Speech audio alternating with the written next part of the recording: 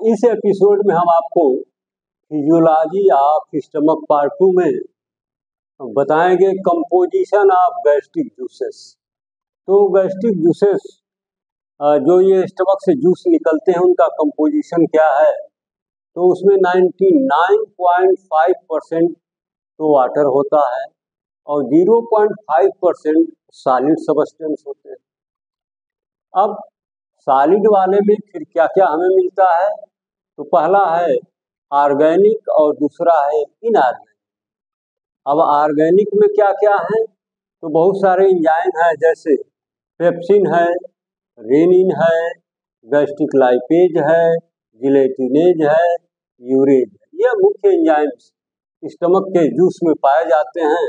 इनके अलावा कुछ अदर ऑर्गेनिक सब्सटेंस भी पाए जाते हैं, जैसे म्यूकस है, intrinsic factors of fasting.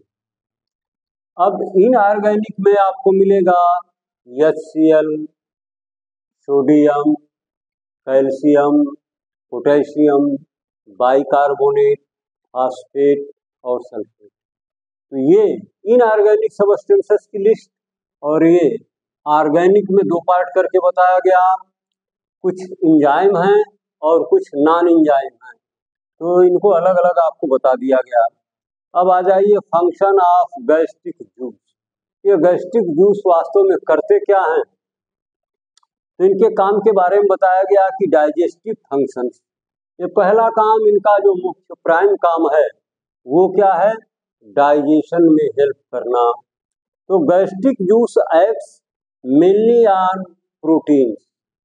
Proteolytic enzymes are pepsin है, रेनिन है, except this many enzymes as. तो ये जो इनका पहला फंक्शन बताया गया, ये गैस्ट्रिक जूस करते क्या है, तो ये डाइजेशन का काम करते हैं, पहला इनका प्राइम काम है।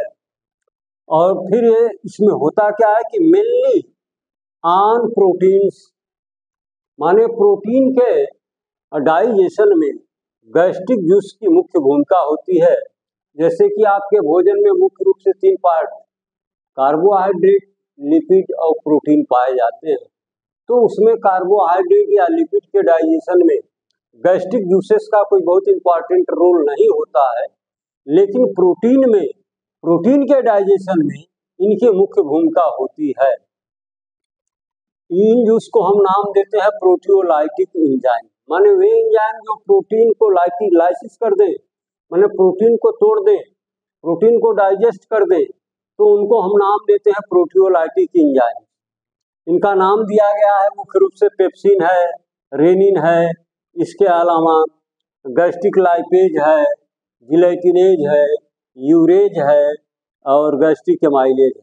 तो ये गैस्ट्रिक एमाइलेज और ये गैस्ट्रिक लाइपेज, इनकी भूमिका थोड़ी बहुत होती, हल्की फुल्की होती है, लेकिन ये जो प्रोटियोलाइटिक एंजाइम है, ये प्रोटीन के डाइजेशन में इनकी मुख्य भूमिका होती है। फिर दूसरा इनका काम बताया गया होम्योपोइटिक फंक्शन, हीमोपोइटिक फंक्शन। हीमो माने ब्लड, और पोइटिक माने यह एक प्रक्रिया है जिसमें ब्लड सेल्स का फॉर्मेशन, डेवलपमेंट एंड मैच्योरेशन, तीनों को मिला करके हम पोइसिस बोलते हैं। तो हीमोपोइटिक फंक्शन यानी ब्लड सेल्स को बनाने में, डेवलप करने में, मैच्योर करने में इन जूसेस की क्या भूमिका होती है। तो intrinsic factor of कास्टल secreted by parietal cells of gastric glands plays an important role in erythropoiesis, क्योंकि यह necessary for absorption of vitamin B12 which is maturation factor during erythropoiesis, which deficiencies leads to pernicious anemia। यानी ये जो gastric juice हैं, ये क्या करते क्या हैं कि इनमें होता है इंट्रिंसिक फैक्टर ऑफ कास्टिल। यह एक ऐसा फैक्टर है जो पैराइटल सेल्स के द्वारा सिक्रीट किया जाता है, और ये करता क्या है कि नेसेसरी फैक्टर फॉर इरिथ्रोपोइसिस, यानी ब्लड आरबीसी के बनने में इस इंट्रिंसिक फैक्टर का मुख्य रोल होता है। वो कैसे होता है कि bye absorption of vitamin B12। Vitamin B12 क्या है, it is a maturation factor during erythropoiesis. ये जो विटामिन B12 है ये ब्लड के RBC के मैच्योरेशन में बहुत बड़ा इसका रोल होता है। अगर इसकी डिफिशियंसी हो जाए, या तो आप फूड इंटेक में विटामिन B12 कम मात्रा में ले रहे हो, या फिर आपने भरपूर मात्रा में लिया भी है लेकिन उसका प्रॉपरली स्टमक के अंदर या इंटेस्टाइन के अंदर एब्जॉर्प्शन नहीं हो पाया, तो फिर इरिथ्रोपोइसिस का जो काम है वो बाधित होता है और RBC का प्रोडक्शन घट जाता है। जब वो घट जाता है तो रिजल्ट क्या होता है? Pernicious anaemia. पर्नीशियस एनीमिया क्या है? यह एक प्राणघातक फेटल एनीमिया है। तो बहुत पहले ये चीज सर्च में नहीं आ पाई थी कि पर्नीशियस एनीमिया क्यों हो जाती है, तो प्रायः व्यक्ति की डेथ हो जाती थी। वो फेटल टाइप की एनीमिया थी, इसलिए उसको नाम दिया गया पर्नीशियस। पर्नीशियस का मतलब होता है फेटल। तो ये जो विटामिन B12 अब नाउ रिसेंट रिसर्च में आ गया कि ये एनीमिया का कारण क्या है? Deficiency of vitamin B12। तो अगर विटामिन B12 का सप्लीमेंट कर दिया जाए पर्नीशियस एनीमिया के केस में, तो व्यक्ति की जान आराम से बचाई जा सकती है। तो गैस्ट्रिक जूसेस का बहुत इंपॉर्टेंट रोल होता है RBC के प्रोडक्शन में, क्योंकि ये जो विटामिन B इंट्रिंसिक फैक्टर है वो विटामिन B12 के एब्जॉर्प्शन का मुख्य फैक्टर होता है, और ये जो है मैच्योरेशन फैक्टर ड्यूरिंग इरिथ्रोपोइसिस। अगला फंक्शन इसका बताया गया प्रोटेक्टिव फंक्शन, यानी सुरक्षा देने वाला काम। कैसे सुरक्षा देता है? Mucus is a mucoprotein secreted by mucus neck cells in fundus body and other parts of the stomach. यानी स्टमक के डिफरेंट पार्ट्स से इसका म्यूकस का सिक्रीशन होता है, और ये सिक्रीशन करता क्या है?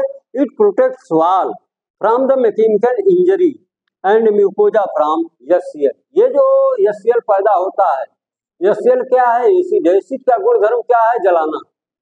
तो ये म्यूकोजा में अपना इफेक्ट क्यों नहीं डाल पाता है, यानी म्यूकोजल लेयर को जला नहीं पाता है, बर्न नहीं कर पाता है, क्योंकि इसका नेचर कोरोसिव होता है। तो ये जो म्यूकस है उसमें इतना स्मूथनेस पैदा कर देता है कि इसका इफेक्ट भोथरा हो जाता है, और ये उस चिकनी सतह पर फिसल कर आगे बढ़ जाता है, निकल जाता है, और उसको जला नहीं पाता है। तो इस तरह से प्रोटेक्शन का काम करता है गैस्ट्रिक जूस। अगला फंक्शन इसका बताया गया फंक्शन ऑफ HCl।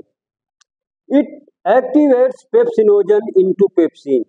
ये पेप्सिनोजन को एक्टिवेट करके पेप्सिन में कन्वर्ट कर देता है, और पेप्सिन करता क्या है? ये प्रोटीन को डाइजेस्ट करने में मदद करता है। और HCl करता क्या है?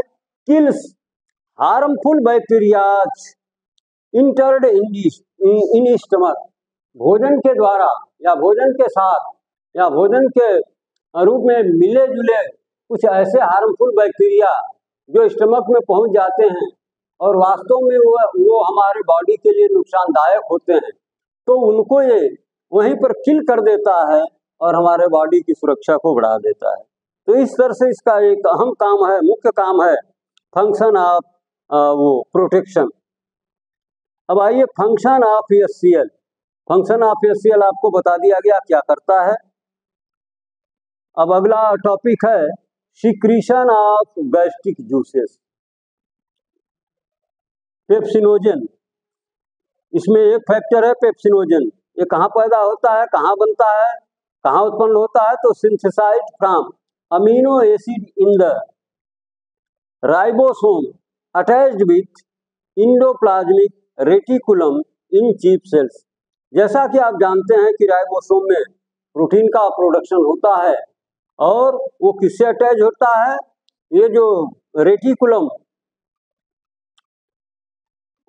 इंडोप्लाज्मिक रेटिकुलम, उसमें दो आप सेल में पढ़े होंगे, स्मूथ इंडोप्लाज्मिक रेटिकुलम और रफ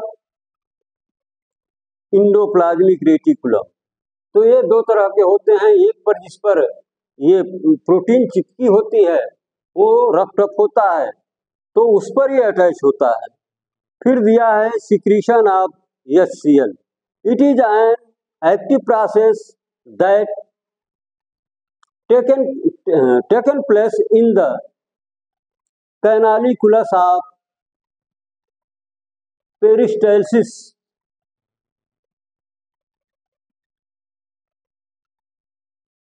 Secretion of HCl में it is an active process that taken place in the canaliculus of peristalsis parietal cells। या पहले भी आपको बताया जा चुका है, जब गैस्ट्रिक ग्लैंड की चर्चा हुई थी तो उसमें बताया गया था कि ये ऑक्सिंटिक पैराइटल या फंडिक सेल जिसको आप बोलते हैं उन्हीं के द्वारा HCl का सिक्रीशन होता है। ये करता क्या है कि स्टिमुलेटिंग फैक्टर्स ऑफ HCl के प्रोडक्शन के लिए जो स्टिमुलेटिंग फैक्टर्स हैं उनको यहाँ पर दिखाया गया है। वो कौन कौन से हैं? तो गैस्ट्रीन है, हिस्टामिन है एंड वैगन स्टिमुलेशन है। तो ये 3 फैक्टर हैं जो HCl के प्रोडक्शन के लिए जिम्मेदार माने जाते हैं। फेजेज ऑफ गैस्ट्रिक सिक्रीशन, किन किन फेजेज में गैस्ट्रिक जूस का सिक्रीशन होता है? तो 3 फेज इसमें बताए गए, सिफाइलिक फेज, गैस्ट्रिक फेज और इंटेस्टाइनल फेज। ये तीनों क्या होता है? सिफाइलिक जैसा इसका नाम है, आपने मन में सोच लिया तो गैस्ट्रिक जूस का सिक्रीशन होने लगता है, या फिर वो फूड मटेरियल स्टमक में पहुंचा तो इनका सिक्रीशन होता है, फिर या तो इंटेस्टाइन में पहुंचे तो सिक्रीशन होता है। तो इस तरह से गैस्ट्रिक जूसेस के सिक्रीशन के 3 फेज बताए गए, सिफाइलिक, गैस्ट्रिक एंड इंटेस्टाइनल। अब आ जाइए influencing factors of gastric secretion. तो इसमें मुख्य रूप से 2 बताए गए, अल्कोहल और कैफीन। बाकी की सारी जानकारी या बाकी की सारी चर्चा हम अगले एपिसोड में आपसे करेंगे।